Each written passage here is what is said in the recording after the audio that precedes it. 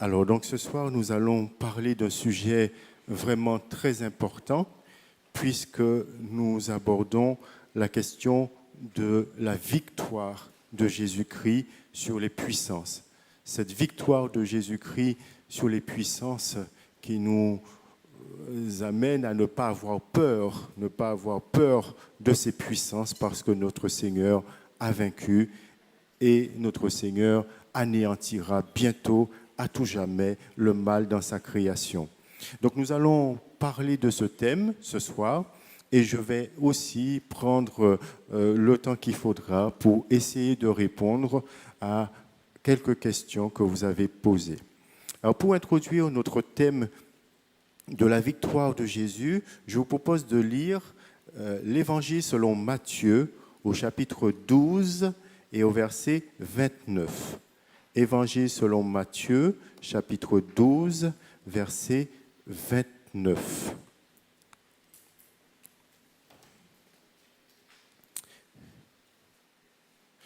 Ici, dans ce texte, vous savez que Jésus débat avec les pharisiens parce que les pharisiens l'accusent de chasser les démons au nom de Belzébul, au nom du diable. Et Jésus leur réplique. Et au verset 29, Jésus dit, Matthieu 12, 29, « Comment quelqu'un peut-il pénétrer dans la maison d'un homme fort et s'emparer de ses biens s'il n'a pas tout d'abord ligoté cet homme fort?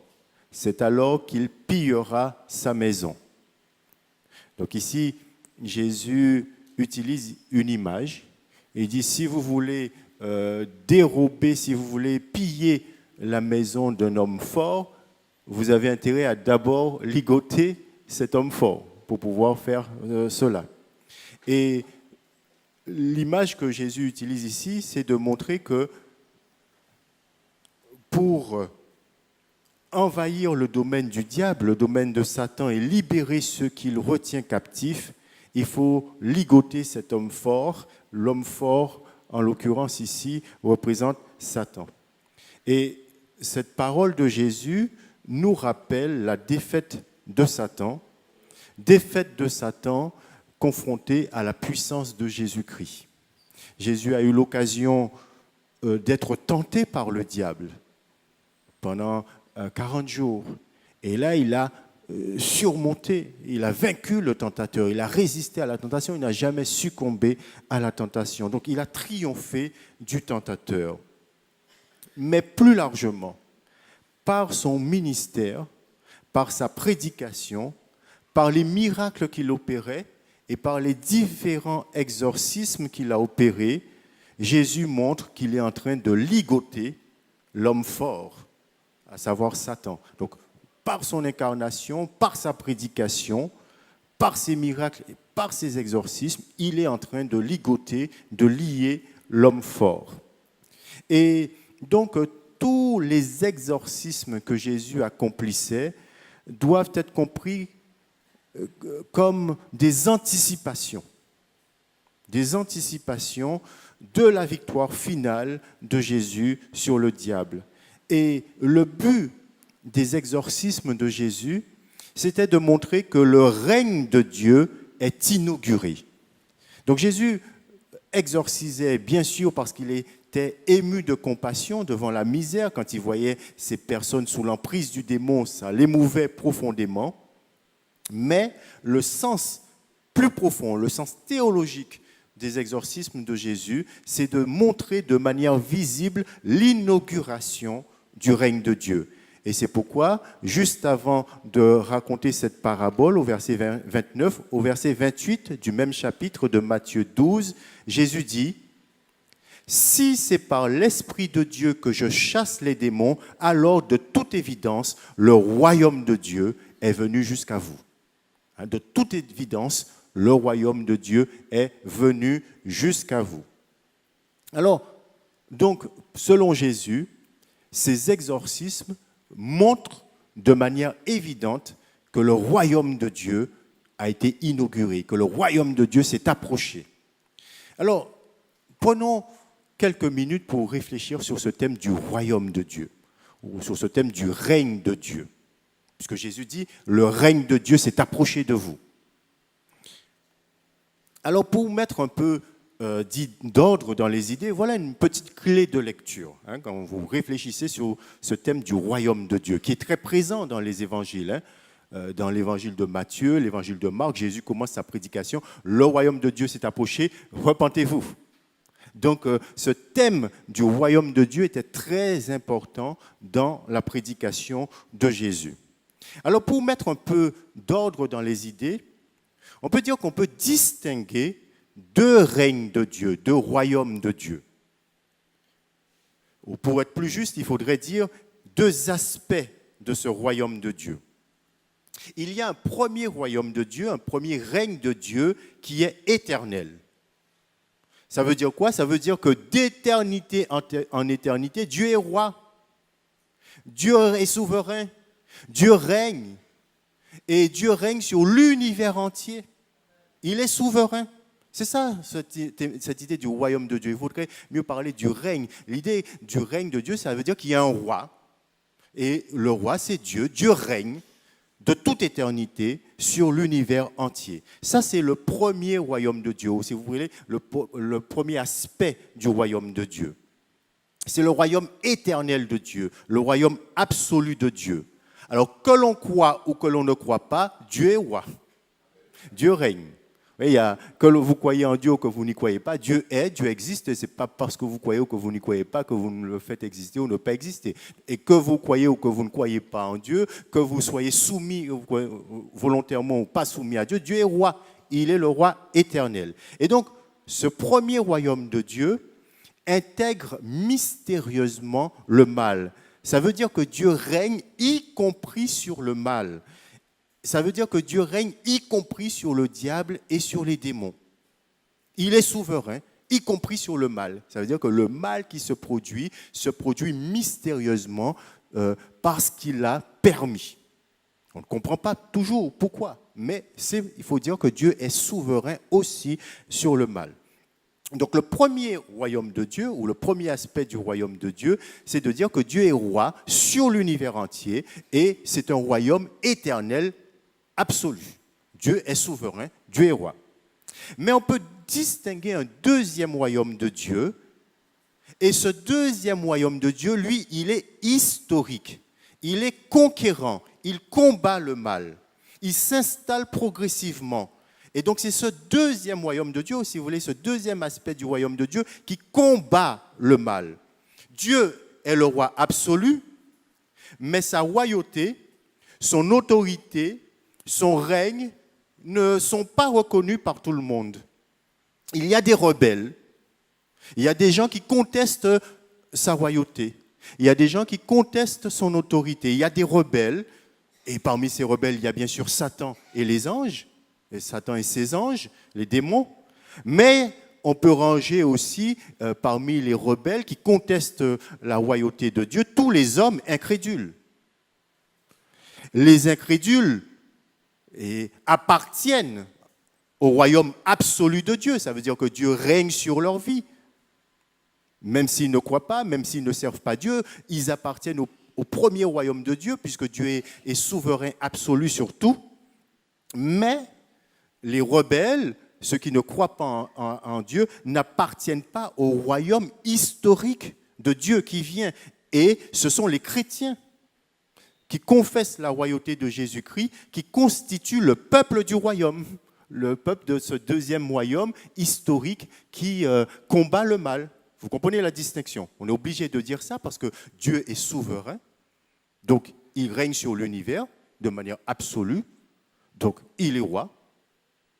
Ça, c'est le premier royaume de Dieu, premier aspect du royaume de Dieu. Mais lorsque les évangiles disent que le royaume de Dieu s'est approché, il parle plutôt de ce deuxième aspect du royaume qui est historique, qui est conquérant, qui combat le mal. Et Jésus est venu inaugurer ce deuxième royaume-là. Il est venu installer historiquement ce deuxième royaume-là qui combat le mal. Et lorsque Jésus reviendra, eh bien, les deux royaumes, le premier royaume éternel absolu de Dieu et le royaume historique conquérant, eh bien, seront confondus. Vous comprenez l'idée, hein? Donc, pour mettre un peu d'ordre, de comprendre cette idée du royaume de Dieu qui vient.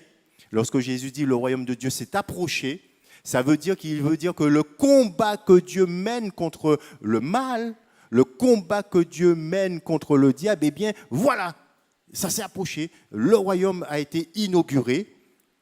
Et c'est pourquoi, d'ailleurs, lorsque nous disons le Notre Père, nous disons que ton règne vienne. Que ton règne vienne.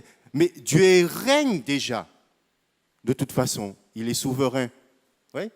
Mais lorsque nous disons que ton règne vienne, nous pensons à ce deuxième royaume historique qui a été inauguré par Jésus-Christ, mais qui vient. Oui. Et lorsque Jésus reviendra, eh bien, les deux royaumes seront alors confondus.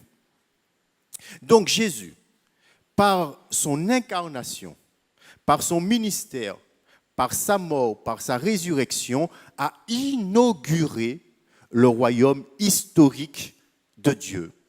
Et les différents exorcismes que Jésus opérait avaient pour but de démontrer que ce royaume, dont il est déjà question en Daniel chapitre 7, eh bien, le but de Jésus dans ces exorcismes, c'était de montrer que ce royaume est inauguré. Il s'est approché.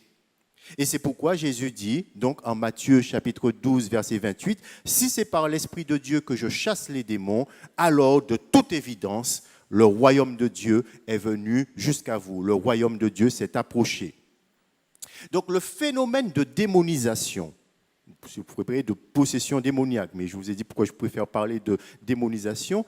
Donc le phénomène de démonisation est peut-être la manifestation la plus dramatique et la plus visible de la domination que Satan exerce sur les hommes. Le diable séduit les hommes. Le diable tient les hommes sous son esclavage. Mais dans le cas de démonisation, eh bien, c'est encore plus manifeste. C'est la manifestation la plus manifeste, la plus dramatique de la domination qu'exerce le diable sur les hommes. Alors bien sûr, il exerce sa domination de manière plus subtile, de manière plus cachée sur l'ensemble des hommes, mais dans le cas de la démonisation, c'est plus manifeste, c'est plus évident. Mais les exorcismes que Jésus opérait montraient qu'il est en train de lier cet homme fort, il est en train de ligoter cet homme fort et que le diable ne peut rien contre sa puissance, le diable ne peut rien contre lui. Donc Jésus a ligoté cet homme fort, il a lié le diable par sa prédication, en prêchant la vérité. Et la prédication, c'est dénoncer aussi les œuvres des ténèbres, c'est d'apporter la lumière aux gens. Et quand on est éclairé, quand les œuvres du diable sont mises à nu, eh bien, il a moins de force de séduction. Oui. Donc, par sa prédication de la vérité, qui éclaire les hommes, Jésus a lié cet homme fort. Par ses miracles, par ses exorcismes, il a aussi lié cet homme fort. Et surtout, il a vaincu cet homme fort, il a vaincu le diable par sa mort et sa résurrection. C'est surtout dans sa mort et sa résurrection que Jésus a remporté la victoire décisive sur le mal. Et vous avez un texte qui est capital à ce niveau, c'est Colossiens chapitre 2. Colossiens chapitre 2, versets 13 et suivants.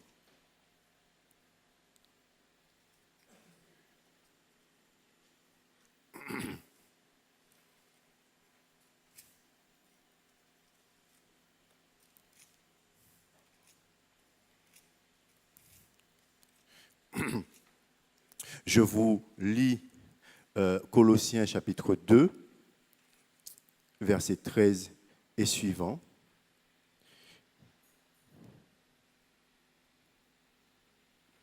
Vous qui étiez morts à cause de vos fautes, de vos péchés et parce que vous étiez incirconcis, des païens, Dieu vous a donné la vie avec le Christ.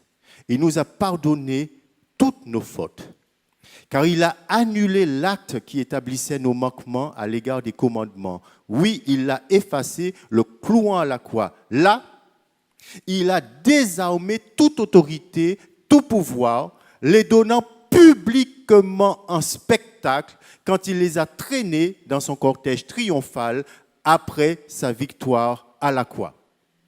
Vous connaissez ce texte, hein? On chante, il a dépouillé les autorités, les dominations et les a livrés publiquement en spectacle en triomphant d'elles par la croix. Voilà un texte qui est vraiment très important. Et pour comprendre ce texte, il faut comprendre qu'il y a une image derrière. Il y a une image derrière ce texte-là qu'il faut connaître pour bien comprendre le sens de ce texte.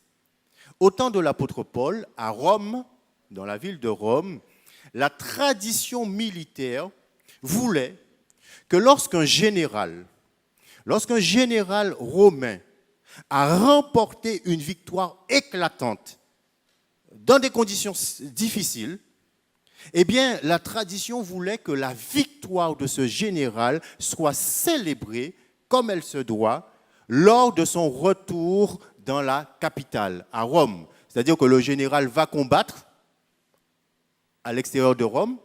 On entend dire qu'il a remporté une victoire éclatante, une victoire exceptionnelle. Eh bien, on dit, il faut faire quelque chose pour ce général quand il revient à Rome. Alors, qu'est-ce qu'on faisait?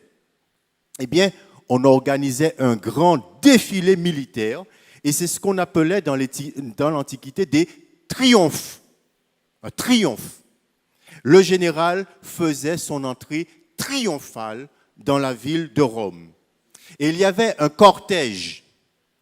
Et dans ce cortège, les ennemis qu'il avait vaincus étaient enchaînés. Ils étaient liés. Et les ennemis faisaient partie de son cortège, c'est-à-dire qu'on mettait les ennemis devant le général, enchaînés, prisonniers, et on les faisait défiler dans le cortège de ce général. Vous comprenez l'image? Et c'est ce qu'on appelait un triomphe. Donc, vous savez, quand on dit vous avez triomphé, hein, le mot triomphe même, ça vient de cette institution. Et donc, les ennemis du général étaient exhibés devant la foule. Cela les humiliait très profondément. Et cela rehaussait la gloire du général. Et c'est exactement cette image que l'apôtre Paul utilise ici. Il nous dit que les ennemis de Christ, alors ces ennemis du Christ, ce sont les autorités, les pouvoirs, hein, donc vous dit l'apôtre Paul, il a désarmé toute autorité, tout pouvoir, les donnant publiquement en spectacle quand il les a traînés dans son cortège triomphal après sa victoire à la croix. Donc l'apôtre Paul nous dit effectivement que les ennemis du Christ, les démons, ont été enchaînés, entraînés, liés dans ce cortège triomphal de Jésus. Donc, ça veut dire quoi? Ça veut dire que l'effet de l'expiation, l'effet du sacrifice de Jésus, c'est la défaite de Satan qui maintenait les hommes dans l'aveuglement. Satan maintenait les hommes captifs par son mensonge, mais l'effet de l'expiation, c'est la libération de ceux que le diable retenait captifs, retenait dans l'esclavage du péché. Donc, par sa mort et sa résurrection, Jésus a remporté la victoire décisive contre le diable. Il a enchaîné le diable et il l'a entraîné dans son cortège triomphal. Vous voyez l'image très importante qu'il y a là. Et donc, le texte biblique nous dit que le diable a été vaincu par la croix de Jésus-Christ, par sa mort et sa résurrection. Le diable a été lié, il a été ligoté, il a été enchaîné. Mais cet enchaînement du diable, et c'est là où c'est un peu plus difficile à comprendre, un peu plus subtil, mais c'est la perspective du Nouveau Testament. Donc, cet enchaînement du diable doit être vu dans la perspective eschatologique générale de l'Écriture, c'est-à-dire dans une tension entre le déjà et le pas encore. Jésus a déjà remporté la victoire décisive sur le diable. Il a vaincu le diable lors de sa tentation. Il a vaincu le diable dans son ministère de prédication, de guérison, d'exorcisme. Par sa mort et sa résurrection, il a remporté sur le diable la victoire décisive. Mais la défaite entière, définitive du diable aura lieu lors du retour du Christ et lors du jugement dernier, décrit en Apocalypse chapitre 20, verset 10. Apocalypse chapitre 20, verset 10, je lis.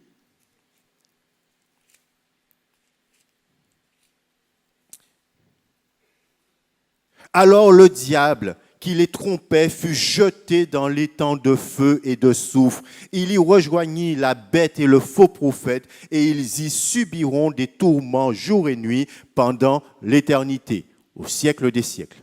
Voilà, c'est au jour du jugement où le diable, effectivement, là, sera jeté dans cet étang de feu. C'est à ce moment-là que sa défaite entière, définitive, sera manifeste, mais la victoire est déjà acquise par la mort et la résurrection de Jésus-Christ. Donc, on peut déjà jouir de certains aspects de la victoire, mais il faut que cette victoire soit consommée. Vous voyez, la victoire est déjà là, mais la partie continue quand même. Vous voyez, c'est comme, je ne sais pas si certaines personnes, enfin, j'essaie de trouver une image, je ne sais pas si certaines personnes, vous jouez aux échecs, vous imaginez un autre jeu, mais prenons le cas des échecs. Vous jouez aux échecs avec votre partenaire. Et dès le début de partie, vous faites une erreur, votre adversaire prend votre dame, prend la pièce la plus importante. D'accord? Ben, vous vous dites, mais j'ai déjà perdu. J'ai perdu. Je vais continuer à jouer, mais je sais que j'ai perdu. Si dès le départ, je perds une pièce maîtresse, une pièce importante, je sais que si mon adversaire ne fait pas d'erreur, j'ai perdu, je ne peux pas gagner. Vous comprenez? Eh bien, c'est un peu cette situation. La victoire décisive a déjà été remportée par le Christ, mais la partie continue quand même. Mais on est déjà sûr du sort final, de l'issue de ce combat. Et c'est ce que l'apôtre Paul nous dit, d'ailleurs, en Romains chapitre 16, verset 20. Romains chapitre 16, verset 20.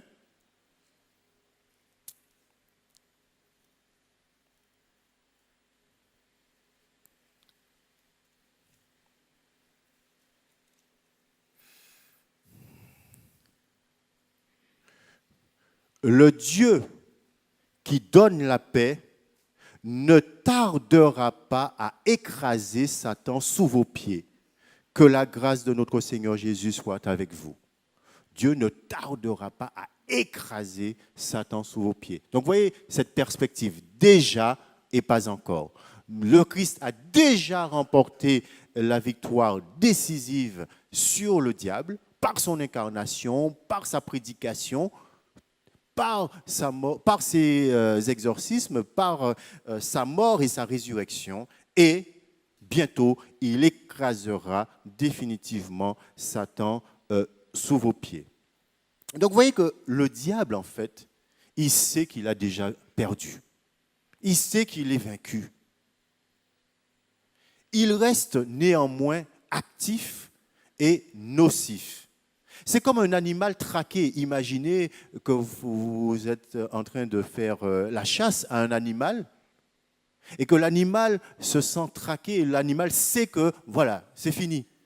Eh bien, un animal traqué qui sait qu'il va être pris, il se montre encore plus féroce, plus méchant, parce qu'il sait qu'il est pris. C'est fini. Eh bien, c'est exactement la même chose pour le diable. Il se montre encore plus agressif, précisément parce qu'il sait que son sort est déjà joué, qu'il a déjà perdu. Et plusieurs textes de l'Écriture témoignent de son action contre les humains. Il veut faire du mal aux humains et contre les chrétiens en particulier. j'ai déjà signalé un certain nombre de textes. C'est Éphésiens chapitre 6, verset 12, texte important.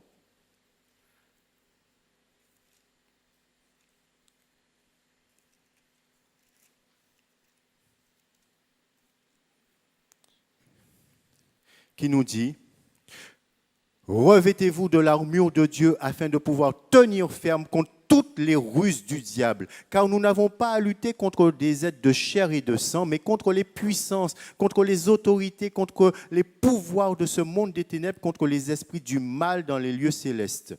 Et c'est pourquoi l'apôtre Paul nous dit de prendre toute l'armure de Dieu, pour résister aux mauvais jours.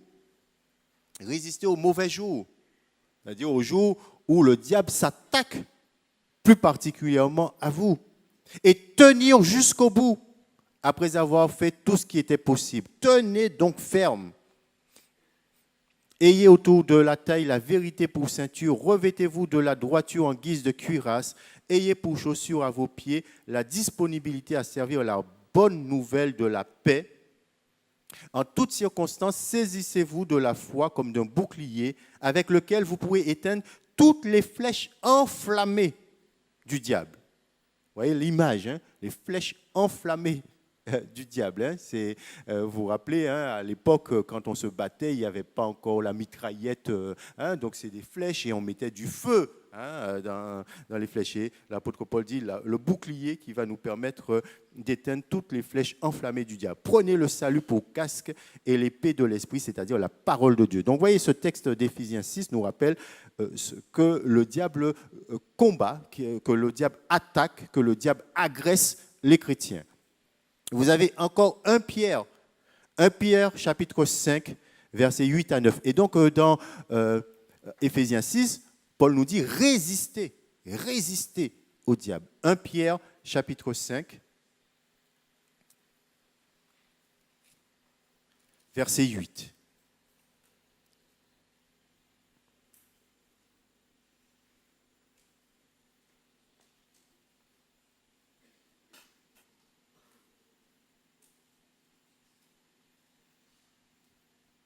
Il dit: ne vous laissez pas distraire, soyez véillatifs. Je ne sais pas si on dit ça beaucoup en Martinique, c'est un mot très populaire maintenant en Guadeloupe, véillatif, vigilant. Vigilant, soyez véillatifs, vigilants. Soyez vigilants. Votre adversaire, le diable, rôde autour de vous comme un lion rugissant qui cherche quelqu'un à dévorer. Résistez-lui en demeurant ferme dans votre foi. Résistez en demeurant ferme dans la foi. Jacques, chapitre 4, verset 7.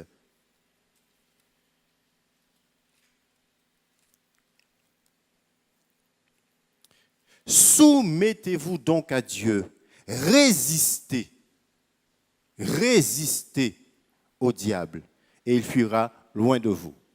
Oui, l'accent quand même des Écritures porte sur la résistance. Résister. Dans le combat, c'est le diable qui attaque et la responsabilité du chrétien, c'est de résister, de ne pas succomber à la tentation. Et pour cela, il faut se soumettre à Dieu. Résistez au diable et il fuira loin de vous. Approchez-vous de Dieu et il s'approchera de vous. Nettoyez vos mains pécheurs et purifiez votre cœur, vous qui avez le cœur partagé. Donc il faut tout prendre. S'approcher de Dieu, nettoyer ses mains, purifier son cœur et ne pas avoir un cœur partagé, un cœur double, mais être totalement au Seigneur, son Dieu. On peut encore citer 1 Jean 5, verset 19.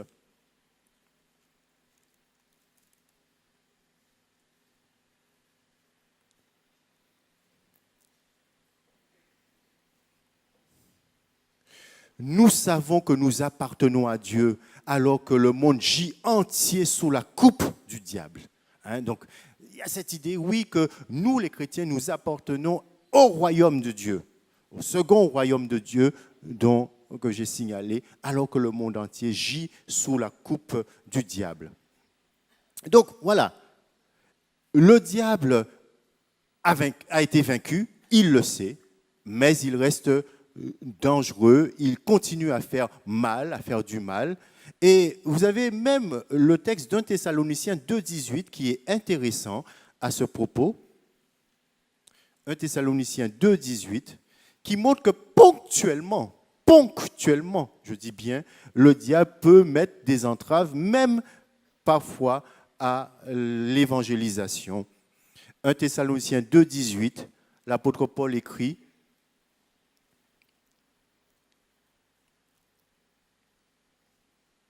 alors je peux commencer la lecture à partir du verset 17 pour que vous ayez le contexte. L'apôtre Paul dit: en ce qui nous concerne, chers frères, étant séparés de vous pour un temps, de corps mais non de cœur, nous avons fait beaucoup d'efforts pour vous revoir, car nous en avions le vif désir. C'est pourquoi nous avons voulu aller chez vous. Moi, Paul, je l'ai tenté à une et même 2 reprises, mais Satan nous en a empêchés. Donc Paul dit oui, il a discerné l'œuvre de Satan dans les circonstances. Satan nous en a empêchés. Donc ça veut dire que momentanément, ponctuellement, le diable peut mettre des entraves, même parfois à l'annonce de l'évangile. Mais c'est ponctuel, c'est momentané. Mais le schéma d'ensemble, c'est que le Christ a vaincu. Le Christ a vaincu, il est vainqueur. Et c'est pourquoi je répète ce que j'ai déjà dit. Le diable peut vraiment faire mal.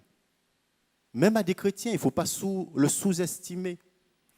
Et vous savez, en Guadeloupe, il y a un chœur que l'on chante souvent dans les églises. Je ne sais pas si on le chante en Martinique, mais c'est « Aucun mal, aucun mal, aucun mal, aucun mal, aucun mal, aucun mal, aucun mal, aucun mal, aucun mal. Satan ne peut me faire aucun mal. » Vous voyez, on chante ça souvent. Mais je trouve que c'est peut-être un peu optimiste ce cantique. Oui, l'Écriture nous dit que Satan peut faire mal parce qu'il attaque. Il attaque et si on n'est pas consacré, si on n'est pas vigilant, si on n'est pas véatif, eh bien, on peut subir ces attaques. Dieu aussi peut nous éprouver en permettant au diable de nous attaquer.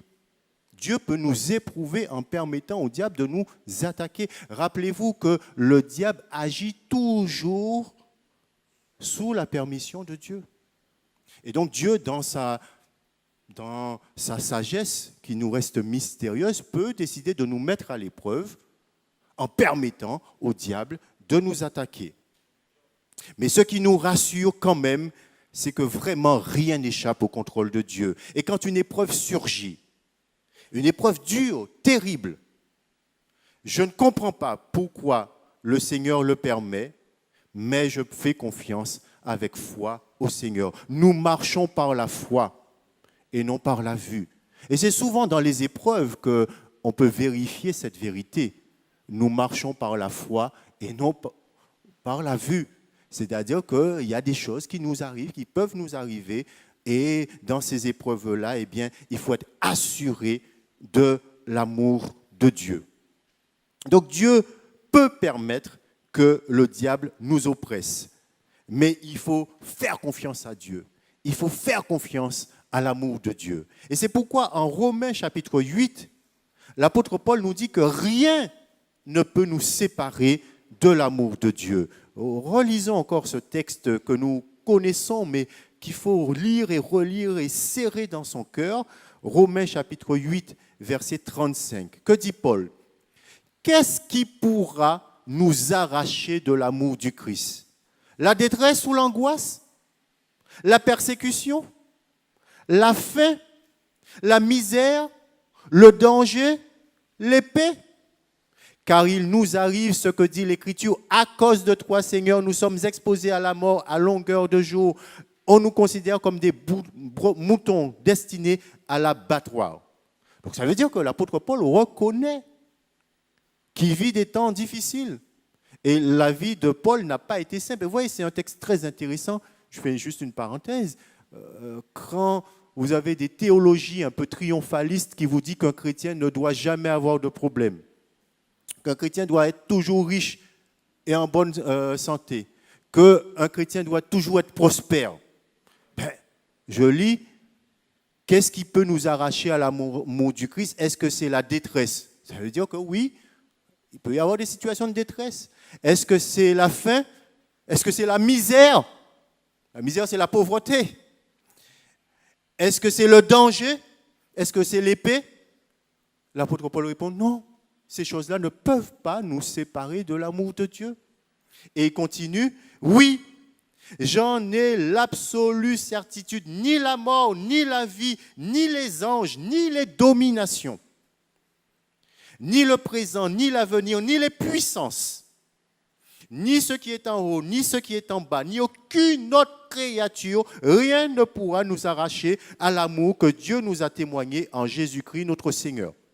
Et donc vous voyez, dans ce texte, l'apôtre Paul signale les puissances et les dominations qui essaient de tout faire pour nous arracher à l'amour du Christ. Mais l'apôtre Paul dit, non, rien ne peut nous arracher, nous séparer de l'amour de Christ, de Dieu manifesté en Jésus-Christ. Donc, vous voyez que l'apôtre Paul nous dit qu'il n'a pas eu une vie facile. Et regardez bien ce qu'il nous dit encore en 1 Corinthiens 4. Vous savez que les Corinthiens se croyaient très puissants, très forts spirituellement, et les Corinthiens croyaient qu'ils étaient déjà dans le paradis. Et que leur dit l'apôtre Paul au verset 8? Il leur dit, dès à présent, vous êtes rassasiés, déjà vous voilà riches, vous avez commencé à régner sans nous. C'est-à-dire que l'apôtre Paul leur dit, mais vous croyez que vous êtes au paradis, vous avez déjà commencé à régner, mais vous régnez sans nous. Hein? Vous comprenez? Parce qu'ils se croient déjà au paradis et ils planent spirituellement. Et Paul leur dit, comme je voudrais que vous soyez effectivement en train de régner pour que nous soyons rois avec vous. L'apôtre Paul dit, eh bien, si effectivement c'était le cas que vous régnez, eh bien, moi aussi je serais en train de régner. Et j'aurais bien aimé que vous régniez effectivement. Mais il me semble plutôt que Dieu nous a assigné à nous autres apôtres la dernière place. Très intéressant ce texte. Alors que ceux qui s'autoproclament apôtres aujourd'hui, ils ont la première place, ils ont des comment on appelle ça, les voitures là, les limousines, etc. Moi, quand je lis l'apôtre, Dieu nous a assigné à nous apôtres la dernière place, comme à des condamnés à mort, car comme eux, il nous a livrés en spectacle au monde entier, aux anges et aux hommes. Nous sommes fous à cause du Christ, mais vous, vous êtes sages en Christ. Nous sommes faibles, mais vous, vous êtes forts, vous êtes honorés, nous sommes méprisés. Vous voyez, il est en train de se moquer d'eux, là. Jusqu'à présent, nous souffrons la faim et la soif. Nous sommes mal vêtus, exposés aux coups, errants de lieu en lieu. Nous nous épuisons à travailler de nos propres mains. On nous insulte, nous bénissons. On nous persécute, nous le supportons. On nous calomnie, nous répondons par des paroles bienveillantes. Jusqu'à maintenant, nous sommes devenus comme des déchets du monde, les balayaux du monde, et traités comme le rebut de l'humanité. Donc vous voyez que l'apôtre Paul est en train, quand vous lisez ce texte avec Romains chapitre 8, vous comprenez que l'apôtre Paul n'a pas eu une vie facile. Il n'a pas eu une vie facile. Il prend fait. Il a pris du gaz, Paul, en tant qu'apôtre. Il le dit, mais il dit, rien ne peut nous séparer de l'amour de Dieu manifesté en Jésus-Christ. Et il dit, même les dominations, même les puissances ne peuvent le faire. Donc, frères et sœurs, Dieu peut effectivement, dans sa sagesse mystérieuse, nous éprouver en permettant que le diable nous tente, en permettant même que le diable nous oppresse, comme cela a été le cas pour Job, comme cela a été le cas pour l'apôtre Paul en 2 Corinthiens 12. Vous connaissez ce texte. Et l'apôtre Paul dit, un ange de Satan m'a été donné pour me souffleter, pour m'envoyer des calottes, oui, pour me souffleter. Donc, Satan peut nous assiéger, nous harceler, nous persécuter, nous tourmenter, nous oppresser, nous opprimer dans notre corps. Il peut lancer contre nous des projectiles de toutes sortes. Ça, je ne le conteste pas. Je ne l'ai jamais contesté. Je le dis, je le redis. La nuance que je porte, et je voudrais vraiment qu'on comprenne et qu'on entende bien cette nuance, c'est que je parle de l'affirmation biblique de base et qui est fondamentale. Je parle de ces textes bibliques qui existent quand même. Et on ne peut pas les retirer de la Bible. Et il faut quand même que les praticiens essaient de les intégrer dans leur pratique. L'apôtre Paul nous dit qu'un chrétien, c'est quelqu'un qui est régénéré, qui est né de nouveau, qui est le temple du Saint-Esprit. 1 Corinthiens chapitre 6, verset 15. Être le temple du Saint-Esprit, ça veut dire que le Saint-Esprit habite en lui. Il est la demeure du Saint-Esprit. Le Saint-Esprit vit en lui. Le Saint-Esprit réside en lui. Et à ce titre, me semble-t-il, il est extrêmement difficile de concevoir une cohabitation de l'Esprit Saint avec un esprit impur, un démon. Qu'est-ce que le Christ a de commun avec Béliard, 2 Corinthiens chapitre 6? Comment peut-on concevoir une telle cohabitation de l'Esprit Saint avec un esprit impur? Alors, j'ai signalé la dernière fois les réponses de ceux qui pensent que cette cohabitation est possible et j'essaie de montrer pourquoi les réponses qu'ils apportent ne me semblent pas satisfaisantes. Donc, pour un chrétien authentique, consacré, l'emprise du démon ne peut pas, me semble-t-il, être intérieure. Elle ne peut être qu'extérieure, car à l'intérieur, il y a le Saint-Esprit. Jesus inside. Vous savez, il y a des jeunes en France hexagonale qui ont un t-shirt, et sur le t-shirt, c'est écrit Jesus inside. Vous savez, ils se moquent un petit peu des processeurs Intel. Vous savez, quand vous achetez un ordinateur, c'est souvent écrit Intel Inside. Ça veut dire que le processeur, c'est un processeur Intel, d'accord? Et donc, les jeunes, comme ils ont de l'humour, ils ont mis Jesus Inside. Hein? Jésus à l'intérieur. Le Saint-Esprit à l'intérieur. Cependant, Satan peut faire quand même pas mal de dégâts, mais de l'extérieur. Donc, quelles que soient les expériences que les praticiens me décriront, je dirais que l'emprise du démon est réelle, que l'attaque est massive, que l'attaque est puissante, que l'attaque est déroutante, que l'attaque est impressionnante. Mais si impressionnante et déroutante soit-elle, elle reste, me semble-t-il, extérieure à l'individu. Voilà. Jésus a vaincu le diable et les démons. Il a remporté la victoire décisive par sa mort et sa résurrection. Déjà, par son ministère de guérison, d'exorcisme, par sa prédication, il avait inauguré le royaume de Dieu. Ce royaume inauguré vient. Et c'est pourquoi nous l'attendons et nous prions sans arrêt. Et l'Esprit et l'Église disent, viens bientôt Seigneur Jésus. Amen.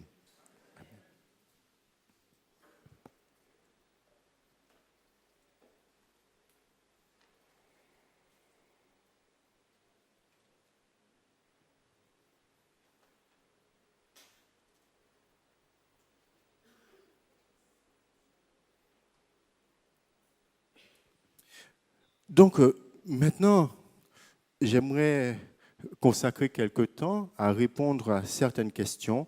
Je ne pourrai pas tout traiter, mais je vais essayer de répondre à certaines questions que vous avez posées. Parfois, ce sont des questions. Donc, quand c'est une question, je réponds à la question. Parfois, ce sont des remarques, des interpellations. Et quand c'est des remarques et des interpellations, on les reçoit comme remarques et interpellations, mais ce ne sont pas véritablement des questions. Alors, je voudrais juste dire un mot sur une question qu'on m'a posée hier soir à propos des charismatiques et des pentecôtistes. Alors, ceci dit, vous savez, j'ai vécu 30 ans en France hexagonale, donc je suis de retour aux Antilles depuis 1 an et demi, donc parfois il y a des formules qui ne sont pas toutes utilisées de la même manière ici en Martinique et en France hexagonale. Parce que ici en Martinique, j'ai cru comprendre que quand on dit charismatique, on parle de catholique charismatique. Tandis qu'en France hexagonale, quand on dit charismatique, on ne pense pas uniquement aux catholiques charismatiques. Il y a en France hexagonale d'autres personnes qui sont charismatiques. Il y a des évangéliques charismatiques, il y a des baptistes charismatiques, il y a des anglicans charismatiques, des luthériens charismatiques. Vous voyez. Donc, ça ne c'est pas que des catholiques, il y a des évangéliques qui se disent qu'ils sont charismatiques. Et comment le mot charismatique est utilisé en France hexagonale, c'est pour décrire quelqu'un qui n'est pas pentecôtiste au sens qu'il n'appartient pas à une dénomination pentecôtiste traditionnelle du genre Assemblée de Dieu, etc., mais qui a une spiritualité très centrée sur les charismes, les dons, prophéties, parler en langue, etc., qui a une recherche très grande, très forte des manifestations, enfin de la vie de l'esprit selon son vocabulaire. Donc, vous voyez, donc, quand on m'a dit charismatique, j'ai pensé à cette définition. Hein, donc, c'est pour. Alors, c'est vrai qu'il y a des catholiques charismatiques et c'est très délicat de porter un discernement parce que d'un côté, il y a une prédication chez certains catholiques charismatiques de la conversion, etc., de la vie dans l'Esprit Saint. Et en même temps, mais il faut savoir qu'il y a beaucoup de types différents de charismatiques chez les catholiques. Vous avez des catholiques qui sont très, très, très mariaux, qui ont une piété mariale très forte. Et vous avez, par exemple, en France hexagonale, le mouvement qu'on appelle l'Emmanuel, qui est un mouvement de catholiques charismatiques, mais qui est très, très, très marial. Très marial. Hein. Donc, il y a une piété mariale. Et dans ce mouvement, vous avez souvent des témoignages de personnes qui vous disent « L'Esprit Saint m'a permis de mieux prier Marie. L'Esprit Saint m'a permis de redécouvrir Marie. L'Esprit Saint m'a permis de mieux apprécier Marie dans ma vie. » Donc, vous comprenez que ça peut nous poser quelques difficultés, ce genre de discours. Et donc, dans le mouvement charismatique catholique, ce qui est un peu gênant pour nous évangéliques, c'est qu'il reste quand même catholique sur certains points fondamentaux, comme la soumission à l'évêque, et aussi donc la compréhension même de l'Église, et aussi sur l'Eucharistie. Ils ont une théologie catholique de l'Eucharistie, tout en prêchant l'Évangile, la conversion. Ils restent persuadés que lorsque le prêtre a prié sur l'hostie et le vin, que l'hostie se transforme en corps et en sang de Jésus-Christ. Donc ils gardent leur théologie catholique de l'Eucharistie. Ouais, donc ce qui est quand même un peu surprenant et donc qui rend la communion plus difficile. Alors, autre question qu'on pose, dans quel texte Jésus donne-t-il autorité sur les démons, puisque vous dites que dans Marc 5, 20, ce n'est pas le cas? Donc, est-ce qu'il y a un texte? Donc, ce n'est pas Marc 5, 20, c'est plutôt Matthieu 16, 18 et Matthieu 18, 18, où il est question de lier et de délier. Et j'ai dit que cette formule, c'était une formule qui parlait plutôt de la discipline ecclésiale, des mesures disciplinaires dans la communauté, et que ce texte ne parlait pas directement des démons. Alors, il y a deux textes qu'on pourrait citer. C'est Matthieu chapitre 10, verset 1er. Matthieu 10, 1er, mais à remettre quand même dans le contexte historique. Matthieu chapitre 10, verset 1er. Jésus appela ses 12 disciples. 12 disciples.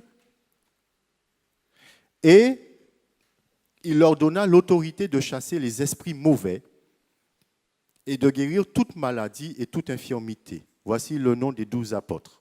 Donc, là, autorité que Jésus leur donne aux apôtres. Et ensuite, il les envoie en mission. Jésus, plus tard, toujours au chapitre 10, Jésus dit au verset 8, « Guérissez les malades, ressuscitez les morts, rendez purs les lépreux, expulsez les démons, chassez les démons. » Mais on remarque que certaines personnes pourront faire remarquer que c'est aux apôtres, à ces 12 apôtres, que Jésus a donné cette autorité dans ce texte. en tout cas. Et donc, nous ne sommes pas les apôtres directement. Donc, ce texte, il faut faire l'exégèse des textes, il faut faire les textes dire ce qu'ils disent, Jésus s'adresse ici aux apôtres. Mais on peut considérer par extension que ce ministère de délivrance est un ministère de l'Église, que c'est la continuité des apôtres, c'est l'Église. Et donc que ce ministère est disponible encore dans l'Église de Jésus-Christ. Vous avez Marc 16 aussi, mais je n'insiste pas sur Marc 16 parce que bon, c'est un peu compliqué, il y a un petit problème là. Alors, question, que se passe-t-il quand quelqu'un est libéré? Se peut-il qu'il vomisse sans rejeter de liquide? Donc, est-ce que lors d'un exorcisme, il y a des vomissements, etc. Bon, ça devient un peu... Mais bon, alors, moi, ce que je dis, mais je ne peux pas répondre à cette question. Je n'ai pas vu d'exorcisme, donc je ne peux pas vous dire ce qui se passe. Ce que je peux vous dire, c'est que dans les exorcismes du Nouveau Testament, il n'y a rien de tout cela qui se passe. On ne le signale pas. Mais c'est vrai que les exorcistes, les personnes qui pratiquent la délivrance, disent que souvent il y a des phénomènes de vomissement et certains même exorcistes disent que certaines personnes peuvent même vomir des animaux, voire des clous, des choses de ce genre. Donc, ce n'est pas impossible, puisque le diable, comme je l'ai dit, étant une puissance de destruction, étant manipulateur, il peut aussi le faire pour impressionner la galerie. Les démons, en sortant, veulent aussi impressionner la galerie. Donc, ce n'est pas impossible, ce genre de choses, mais je ne peux pas y répondre. Simplement, je dis que dans le Nouveau Testament, il n'est pas question de cela, mais ce qui ne veut pas dire que ce n'est pas possible. Question. Un pervers narcissique peut-il être démonisé?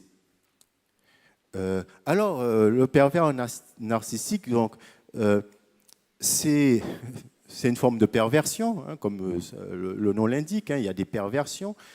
Et il faut bien comprendre qu'il ne faut pas tout résoudre par les démons.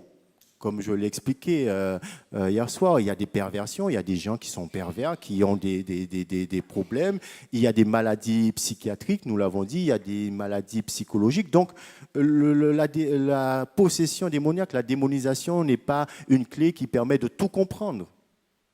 Donc, il y a des perversions qui sont des péchés.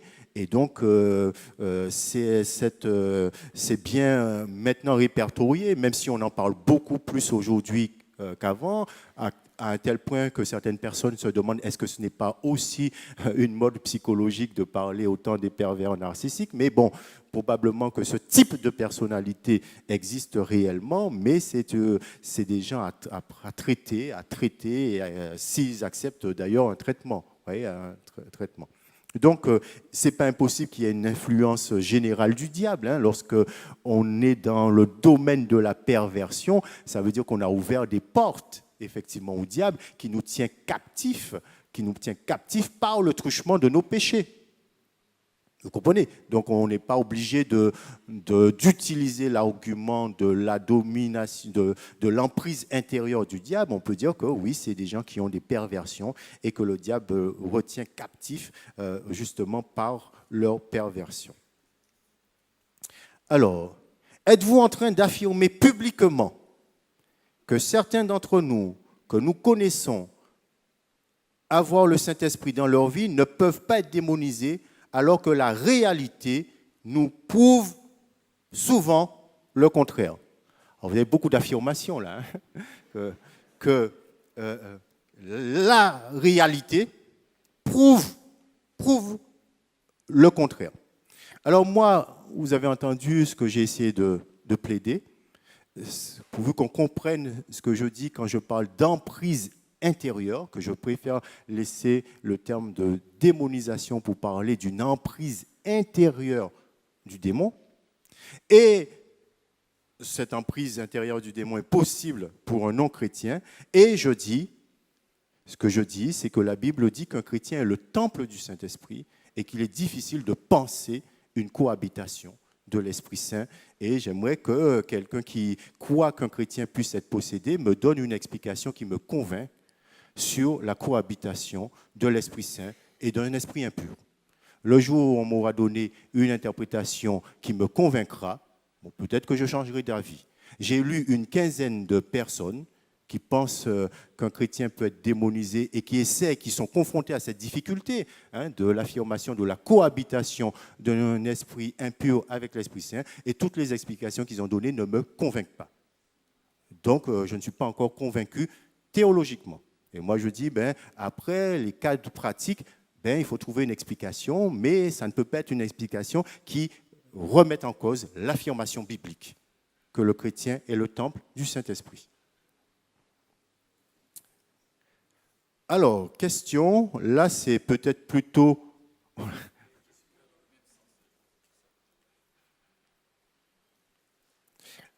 Oui, oh, mais bon, là on va parler du mariage, est-ce que... Oui, mais ce n'est pas tout à fait... Donc la question, quand l'apôtre Paul explique que les ténèbres ne peuvent cohabiter avec la lumière, parle-t-il du mariage entre chrétiens et inconvertis?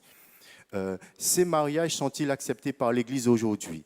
Pourquoi prendre ce texte pour justifier l'impossibilité de la cohabitation entre esprit de Dieu et démons, alors que nous acceptons les unions entre chrétiens et inconvertis?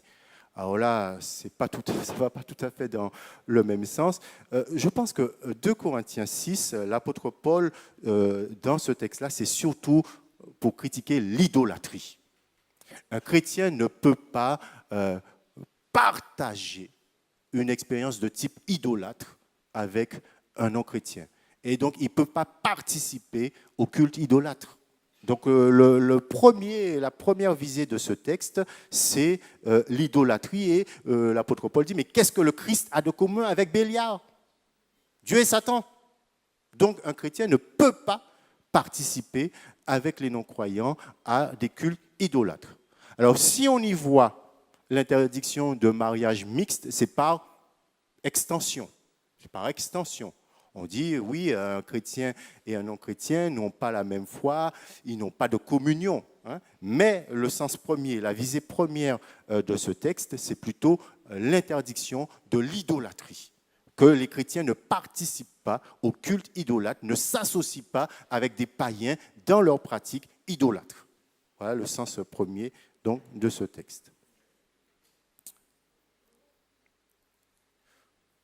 Alors, là, ce n'est pas une question, c'est plutôt une interpellation. Donc, je lis l'interpellation. Pourquoi la démonologie intéresse-t-elle tant de personnes?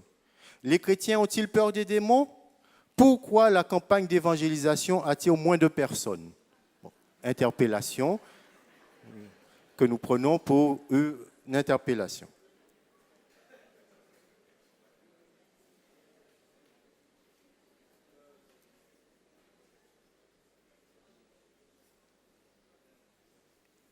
Alors, il y a une question qui est revenue à 3 reprises et à laquelle je voudrais essayer d'apporter une réponse parce que ça me semble important, cette question, et important d'essayer d'apporter quelques lumières.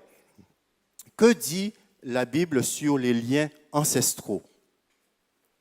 Et il y a plusieurs questions qui vont dans ce sens. Les liens ancestraux ont-ils des manifestations? Sont-ils des malédictions? Peut-on croire la révélation d'un pasteur qui vous a dit que vous avez un esprit ancestral qui domine votre caractère? Donc, 3 questions qui portent sur ces questions. Les péchés ancestraux. Alors, j'aimerais dire quelques mots là-dessus parce que cette question est controversée et peut-être pourquoi je prends plus de temps à la traiter, c'est parce que les personnes qui affirment l'existence de péchés ancestraux pensent avoir un certain nombre d'arguments bibliques. Et donc, je me penche sur ces arguments bibliques pour essayer de voir cela. Et donc, ceux qui pensent qu'il y a des péchés ancestraux, ça veut dire quoi? Ça veut dire que les péchés qu'ont commis nos ancêtres nous poursuivent, en quelque sorte. C'est ça l'idée. Que votre père était gadet des affaires, comment on dit, quimboiseur, a pratiqué la sorcellerie. Donc, automatiquement, ce péché vous poursuit, continue dans les générations. Parfois, ça saute une génération, mais c'est le petit-fils, etc. Alors, le texte que l'on avance souvent, c'est Exode 20. Exode 20.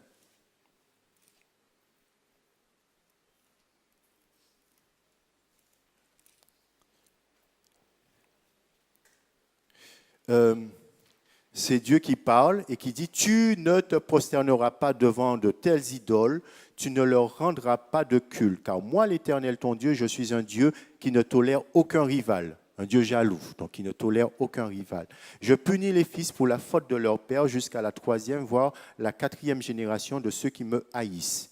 Mais j'agis avec amour jusqu'à la 1000e génération envers ceux qui m'aiment et qui obéissent à mes commandements. » Donc, remarquez qu'en Exode 20, Dieu dit je punis les fils pour la faute de leur père jusqu'à la 3e génération, voilà, la 4e génération, de ceux qui me haïssent. De ceux qui me haïssent. Donc, Dieu agit ainsi à l'égard de ceux qui le détestent. Et en Deutéronome chapitre 7, versets 9 et 10, le Seigneur précise que la menace vaut dans le cas où les enfants ratifient les péchés des pères. C'est-à-dire, ça vaut dans le cas où les enfants continuent, les enfants prolongent, reproduisent les péchés des pères. En outre, on remarque que le texte biblique ne restreint pas la menace uniquement au péché d'idolâtrie, au péché de sorcellerie. Par exemple, en Nombre 14, verset 18, Nombre 14, verset 18, Moïse sollicite ce texte pour dénoncer le manque de foi des Israélites et non pas le péché d'idolâtrie. Nombre 14, verset 18, l'Éternel est patient et riche en amour, il pardonne faute et péché, mais il n'acquitte pas le coupable et il fait payer au fils le péché des pères jusqu'à la 3e, voire la 4e génération. Pardonne, je te prie, la faute de ce peuple en vertu de ton immense amour, tout comme tu n'as pas cessé de pardonner à ce peuple depuis qu'il est sorti d'Égypte. Et quand vous voyez pourquoi Moïse dit ça, eh bien, c'est parce que les Israélites se plaignaient, faisaient un manque de foi, comme si l'Éternel ne pouvait pas les garder dans le désert. Donc, premièrement, pour comprendre ce texte, il faut bien comprendre que le texte précise que la menace vaut pour ceux qui me haïssent, dans la mesure où les enfants ratifient le péché de leur père, dans la mesure où les enfants continuent le péché des pères, dans le cas où les enfants reproduisent, les descendants reproduisent les péchés du père. On peut aussi relever que la menace que Dieu fait en Exode 20 est aussi suivie d'une promesse impressionnante. Dieu dit que donc il punit la faute jusqu'à la 3e, 4e génération, mais j'agis avec amour jusqu'à la 1000e génération envers ceux qui m'aiment et qui obéissent à mes commandements. 1000e génération. Si vous dites qu'une génération, c'est à peu près 40 ans, 1000 générations, c'est 40 000 ans. C'est beaucoup. C'est beaucoup. De Jésus à nous, il y a 2000 ans. D'Abraham à Jésus, il y a à peu près 2000 ans. D'Abraham à nous, il y a 4000 ans. Oui, tandis que Dieu dit que la promesse vaut pour la 1000e génération, plus de 40 000 ans. Donc vous voyez, en fait, ce qu'il faut comprendre, c'est que le contraste, c'est le style hébraïque qu'il faut remarquer. Hein. Les Hébreux parlent beaucoup avec des exagérations en mettant des contrastes, mais le contraste est entre 3, voire 4, et 1000. Et donc, le texte vise surtout à mettre en relief la grâce de Dieu. Sa colère dure un instant, sa grâce toute la vie. Vous connaissez ce texte. Et donc, c'est une façon de dire la même chose, en fait. 3, 4 générations, 1000 générations. Vous voyez le contraste qui est mis entre la colère de Dieu, qui ne dure qu'un instant, et sa grâce qui dure jusqu'à 1000 générations. Par ailleurs, les prophètes Jérémie et Ézéchiel, qui ont vécu la chute de Jérusalem et qui ont vécu l'exil, vont insister massivement sur le thème de la responsabilité individuelle. Et ces prophètes ont remis en question l'idée qui était commune à l'époque, selon laquelle les enfants paieraient pour les péchés des pères. Jérémie 31, versets 29 à 30. Jérémie 31, 29 à 30. En ce temps-là, on ne dira plus ce proverbe. Les pères ont mangé des raisins verts, mais ce sont les dents des enfants qui ont été agacées, abîmées. Mais chacun périra pour son propre péché. C'est celui qui mangera des raisins verts qui aura les dents agacées. Et Ézéchiel se montre encore plus net. Ézéchiel 18, vous connaissez bien ce texte. Ézéchiel 18, versets 2 à 4. Qu'avez-vous à répéter ce proverbe dans le pays d'Israël? Les pères ont mangé des raisins verts, mais ce sont les dents des enfants qui ont été agacées, abîmées. Aussi vrai que je suis vivant, le Seigneur, l'Éternel le déclare, vous n'aurez plus lieu de répéter ce proverbe en Israël. Voici, toutes les vies m'appartiennent, celles des fils comme celles des pères sont à moi. Eh bien, c'est la personne qui pêche qui mourra. Voici un homme qui est juste et qui agit avec droiture et selon sa justice. S'il ne participe pas au repas de sacrifice sur les montagnes et ne tourne pas les regards vers les idoles de la communauté d'Israël, il ne déshonore pas la femme d'un autre et n'a pas de relation avec une femme quand elle est indisposée. Il n'exploite personne, il restitue son gage. Voilà.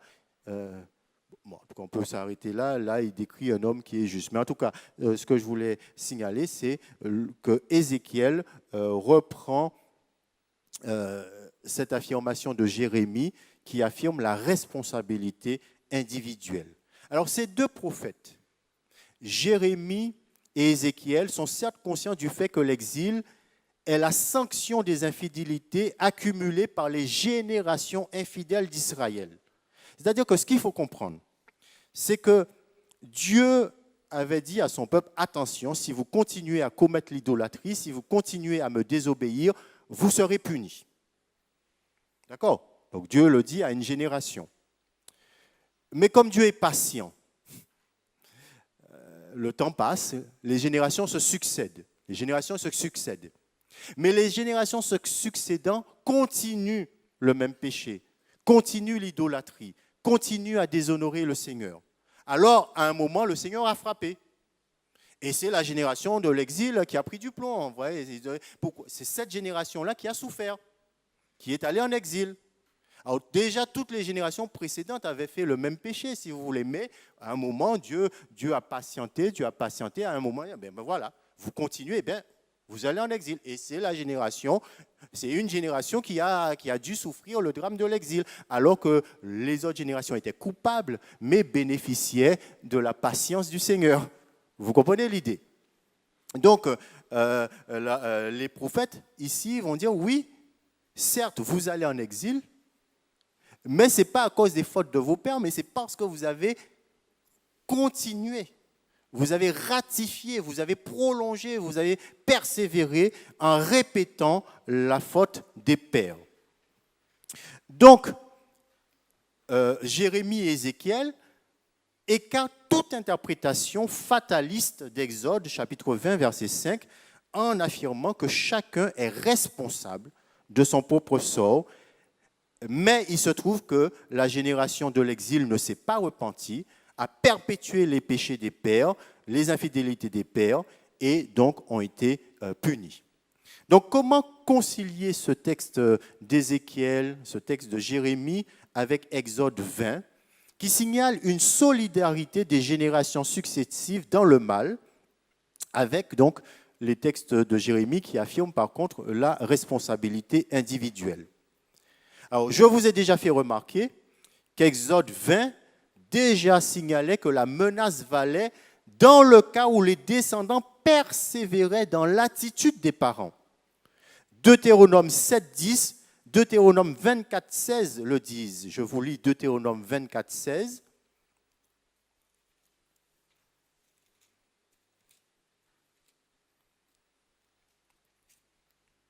Les parents ne seront pas mis à mort pour les crimes commis par leurs enfants, ni les enfants pour ceux de leurs parents. Si quelqu'un doit être mis à mort, ce sera pour son propre péché. Vous voyez, dans le même livre, Deutéronome, il y a ce principe de la responsabilité individuelle. Donc, c'est ce texte-là qui nous permet de mieux mettre le texte de l'Exode en perspective. Et le texte dit, c'est pour ceux qui me haïssent, donc pour ceux qui persévèrent dans la faute. Et vous avez aussi Deutéronome 7, 10 qui dit la même chose. Mais on pourrait avancer l'idée selon laquelle l'avertissement que l'on trouve en Exode 20 et l'appel des prophètes à la responsabilité individuelle constituent deux versants d'une même vérité. Ce qu'il faut comprendre, c'est que Dieu ne nous traite pas comme des individus isolés, mais il nous considère aussi comme faisant partie des communautés. Nous sommes solidaires les uns des autres.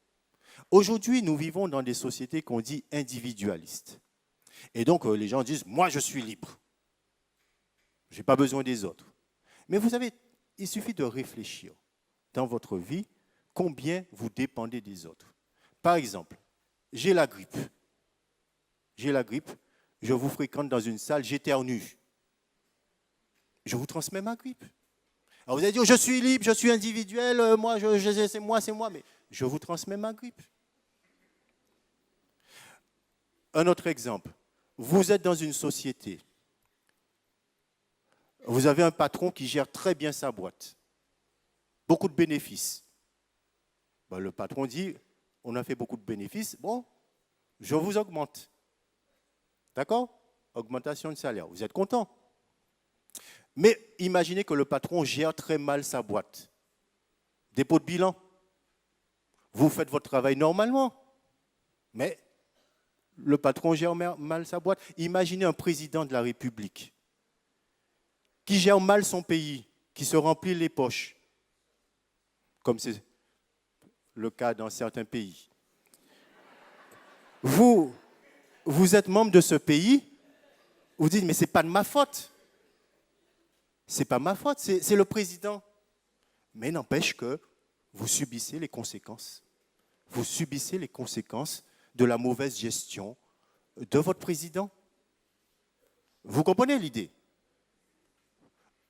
On n'est pas de purs individus. On voudrait croire qu'on est de purs individus, mais on est solidaires. Il y a des solidarités naturelles. Et donc, ça veut dire quoi?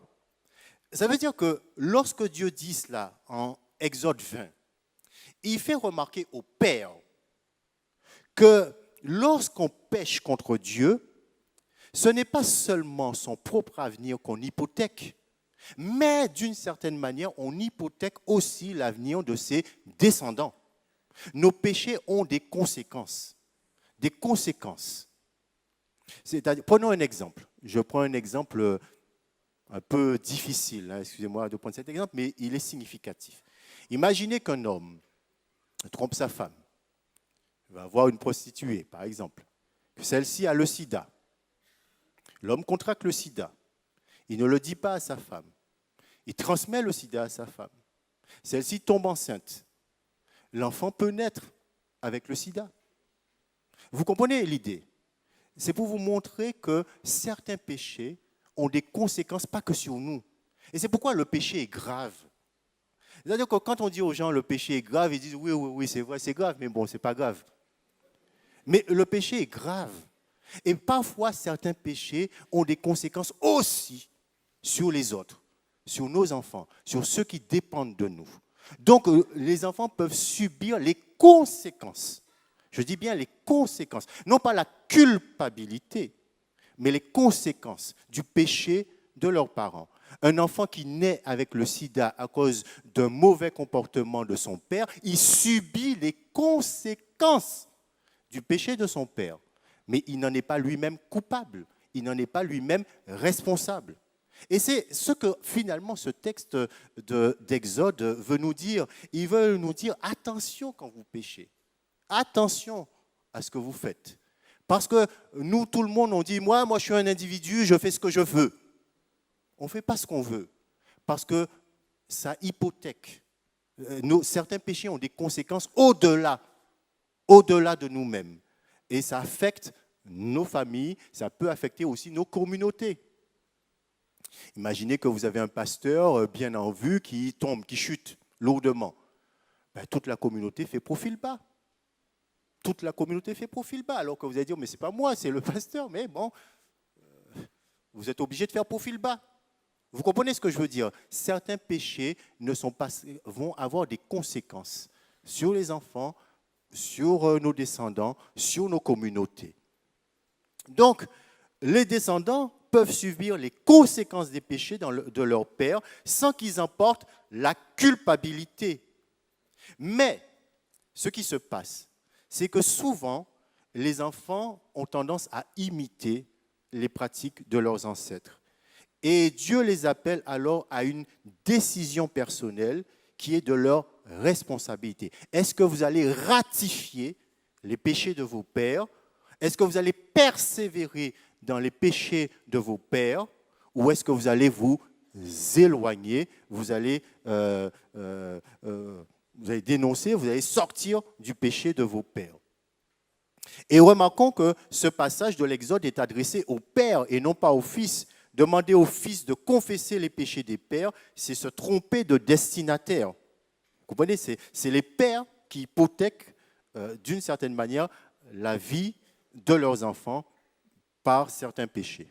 Alors pour revenir à ces questions d'idolâtrie, de sorcellerie, il me semble que lorsque dans une famille, il y a eu un ancêtre, il y a eu un père qui a pratiqué des actes en lien avec le diable, ce n'est pas que le descendant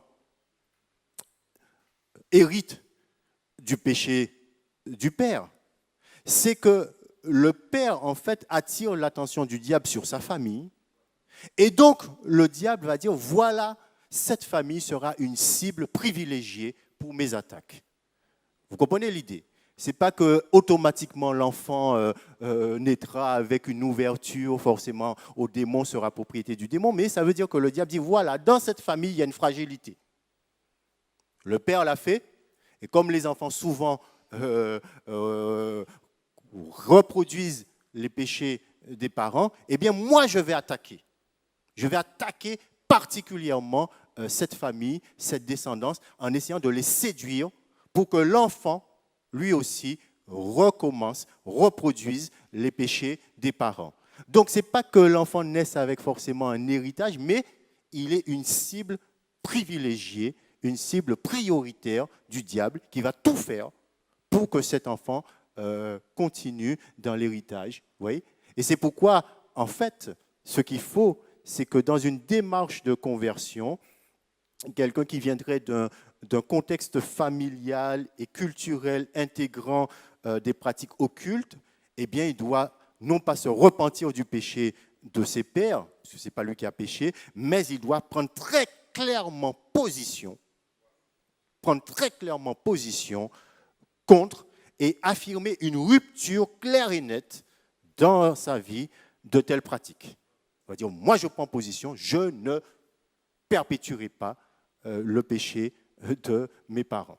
Ouais, donc, me semble-t-il, c'est ainsi qu'on peut penser cette question plus difficile.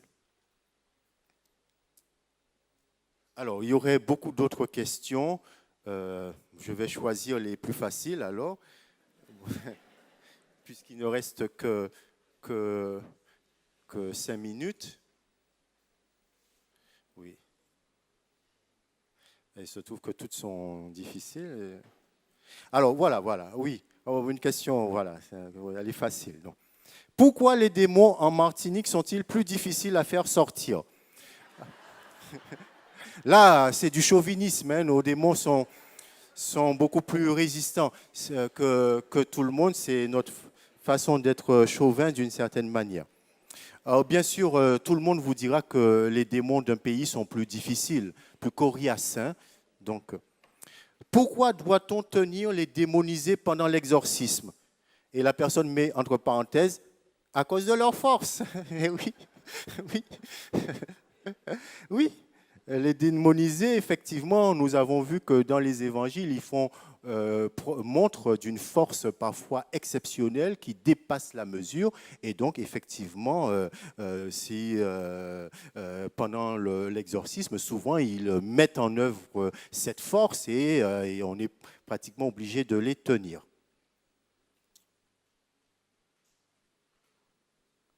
Alors là, j'ai beaucoup de questions sur les Dorlis. Vous savez, c'est quand même les Dorlis, c'est quand même une particularité martiniquaise. Hein. Dans le monde, on n'en parle pas beaucoup. Hein. C'est en Martinique qu'on parle de ça. Hein. Même en Guadeloupe, on n'en parle pas autant. J'entends très peu parler de Dorlis en Guadeloupe. En Martinique, j'entends beaucoup parler. Dans d'autres pays européens, on parle plutôt de démons incubes et succubes. Hein, je vous en ai parlé. Mais le phénomène d'Orly, c'est quand même, peut-être pas endémique à la Martinique, mais quand même, c'est une particularité. Alors, pour les personnes qui croient au Dorlis, comment expliquer les traces de griffures sur leur corps? Bon, il faut se demander qui a fait ces griffures. Ce n'est pas radicalement impossible que ce soit la personne elle-même qui se soit griffée. Ce n'est pas radicalement impossible. Vous savez, le psychisme agit souvent sur le corps. On dit qu'on somatise.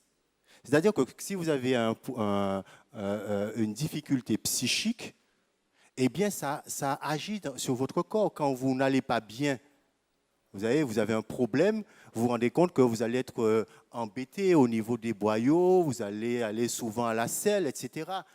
Notre corps et notre âme sont très liés. Donc, un problème psychique peut très facilement se répercuter sur le corps. Vous comprenez? Donc, quand quelqu'un est persuadé qu'il vit des choses, etc., vous verrez qu'il somatise. Il y a des traces qui apparaissent, des choses qui apparaissent. C'est des choses que des psychologues remarquent régulièrement, hein, la somatisation. Hein. Peut-être que je ne convainc personne, mais je vous dis que psychologiquement, ça s'explique.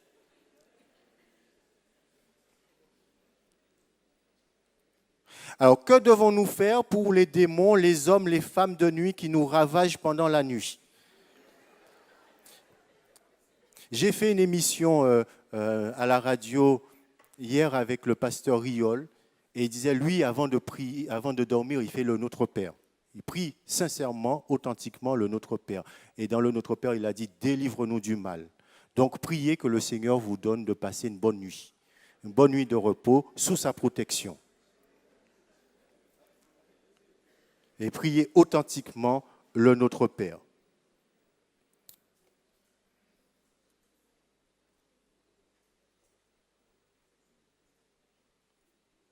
De deux personnes, laquelle est anormale? Celle qui voit une personne se transformer en un être anormal, ou cette personne qui se transforme si ce n'était pas une vision? Bon, je ne sais pas s'il y a beaucoup de personnes qui ont observé un morphosage, une transformation. Vous savez, là encore, les expériences. On vit des expériences et on croit sincèrement qu'on les vit. Vous savez, il y a des gens qui croient aux extraterrestres et qui sont persuadés d'avoir observé un ovni, objet volant non identifié. Il y a des gens qui sont persuadés d'avoir vu des soucoupes volantes. Vous leur dites ce que vous voulez, mais j'ai vu une soucoupe volante. Qu'est-ce qu'on peut faire? La personne, c'est sa vision du monde, elle est persuadée que c'est une soucoupe volante. Après, si vous croyez aux extraterrestres, vous allez dire, mais c'est une soucoupe volante que j'ai vue. Si vous ne croyez pas aux extraterrestres, vous allez dire, mais il y a d'autres explications. Ça peut être des aurores boréales, ça peut être les Américains qui faisaient une expérience avec des avions, ça peut être... Il y a des explications qu'on peut donner, ça peut être des nuages, ça peut être des phénomènes naturels qu'on ne connaît pas, qu'on ne comprend pas parfois quand on voit cela, mais les gens vont être persuadés que c'est un ovni. Tout dépend de la croyance, de ses croyances de base, de ses présupposés, de ses convictions, de sa vision du monde, une fois de plus. Oui. Donc là encore, il faut toujours interroger son expérience. Et on interprète toujours une expérience à partir de ses convictions profondes, à partir de sa vision du monde. Alors, oui. Bon, mais je pense que je vais m'arrêter là. Une dernière question. Est-ce qu'on peut penser à Jésus quand on prie Père? Oui, mais il faut bien penser au Père. Pourquoi pas? Normalement, on prie le Père au nom de Jésus et par l'Esprit Saint. Donc, on prie le Père, mais quand on prie le Père, on s'adresse au Père, mais on le fait au nom de Jésus. Et au nom de Jésus, ce n'est pas seulement la dernière formule rituelle qu'on dit dans nos prières, au nom de Jésus, Amen. Hein, mais ça veut dire qu'on prie le Père en se réclamant de Jésus.